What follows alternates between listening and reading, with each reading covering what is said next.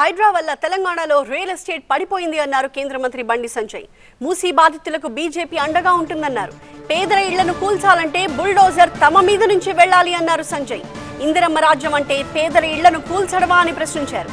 అటు హైడ్రాకు వ్యతిరేకంగా ఇటు మూసీ బాధితులకు అండగా కార్యాచరణ రూపొందిస్తామన్నారు బండి సంజయ్.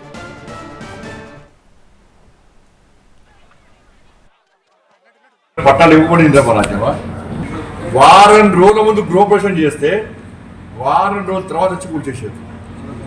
కట్టడానికి 10 సంవత్సరాలు పడుతుంది. ఇంకా ఇప్పుడున్న పొజిషన్ వల్ల నష్టపోతున్నారు వాళ్ళు. అందరు ఇప్పుడు ఉన్న వాళ్ళందరూ కష్టపడి ఏదో కూలీనాలు చేసుకోవడం, ప్రైవేట్ చిన్న చిన్న ఉద్యోగాలు చేసుకోవడం, ఇంకా స్థిరపడదామని వచ్చిన తప్ప ఎవరు దాని పరిశ్రమలు ఇవ్వలేరు. అలా ఇవాళ దానివల్ల ఏమైంది అలా పూర్తిగా హైదరాబాద్లో తెలంగాణ రాష్ట్రంలో రియల్ ఎస్టేట్ వ్యాపారం మొత్తం దెబ్బతింది. వేరే కంపెనీస్ ఇవి కూడా వచ్చే పరిస్థితి లేదు. ఇవాళ మొత్తం రియల్ ఎస్టేట్ వ్యాపారం మొత్తం దెబ్బతిన్నది.